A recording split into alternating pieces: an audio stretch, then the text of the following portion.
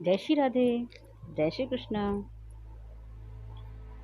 प्रार्थना में कहते हैं बहुत ही शक्ति होती है और सच्चे दिल से की गई प्रार्थना ईश्वर तक जरूर पहुंचती है और ईश्वर भी सही समय आने पर और ऐसे इंसान को मदद के लिए जरूर भेज देते हैं।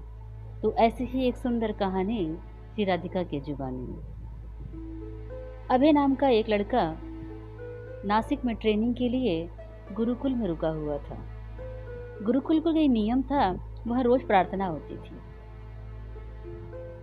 अब अभय को नास्तिक था तो गुरुजी की बातों को उतना ध्यान नहीं दे रहा था। गुरुजी ने उनसे कहा कि प्रार्थना में जरूर शामिल हुआ करो, लेकिन उनकी बातों को वो हंसी उड़ा देता था। वो कहता था, गुरुजी मुझे इन नियमों मत बांधिए। तो गुरुजी उनसे कहे कि तुम्हें एक दिन प्रार्थना का आभास जीवन में जरूर होगा। समय बीता, उसकी ट्रेनिंग हुई, वो वापस अपने घर गया। 15 साल के बाद वो एक बड़ा व्यवसायी बन गया। उसकी अपनी पत्नी, बच्चे सब कुछ थे। अचानक एक दिन रात में घबराहट हुआ और उठ के बैठ गया और उसे गुरुजी की याद आने लगी। तो सोचा कि सुबह कल फोन करके पूछूंगा, बहुत दिन हो गए। अगली सुबह उसने गुरुजी को फोन लगाया तो पता चला कि गुरुजी चल नहीं पाते हैं और सुन भी नहीं पाते हैं। तो सोचा गुरुजी से मिलना चाहिए।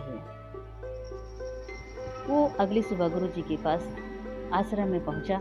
वहां प्रार्थना हो रही थी। वहां के आयोजकों ने बताया कि प्रार्थना गुरुजी के लिए हो रही है, इसलिए डॉक्टर ने उन्हें बताया है कि वो चल नहीं सकते हैं, उनको छड़ी की ज़रूरत है। वो सुन नहीं सकते हैं तो कान की मशीन की ज़रूरत है। तो ये प्रार्थना उन्हीं के लिए है और गुरुजी का कहना है कि गुरुकुल का एक भी पैसा हम पे नहीं लगना चाहिए। अगर ईश्वर की इच्छा होगी, अगर ईश्वर को लगता है कि हमें इन चीज़ों की ज़रूरत है तो किसी न किसी को वो भेज देंगे। इसीलिए हम कुछ नहीं कर सकते तो प्रार्थना ही कर रहे हैं। तो ऐसी बातों में करते हुए वो गुरुजी के कमरे में गया। गुरुजी को प्रणाम किया और देखा टेबल पे एक पर्ची रखी हुई थी। उस पर्ची में देखा तो वो देख के दंग रह गया और आंखों से आंसू निकल आए। उसको आभास हो गया कि गुरुजी ने जो कहा था वह सत्य हो रहा है। इसलिए जब पहली प्रार्थना हुई तो उसे गुरुजी का स्मरण हुआ। जब दूसरी प्रार्थना हुई तो उसके मन में ख्याल आया कि गुरुजी के लिए मुझे क्या लेके चलना चाहिए। तो वो छड़ी भी लेकर आया था साथ में और सोचा था कि गुरुजी सुन नहीं पाते हैं तो कान की मशीन भी खुद ही खरीद के लाया था।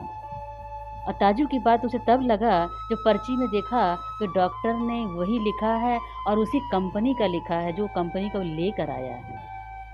तब उसे लगा कि सचमुच में प्रार्थना में काफ़ी शक्ति होती है, जो मुझे आज एहसास हुआ है। तो सच्चे मन से हमें प्रार्थना करनी चाहिए औरों के लिए। ईश्वर हर वक्त हर पल हमारे साथ हैं। वो किस रूप में किसे भेज देंगे ये हमें भी नहीं पता है।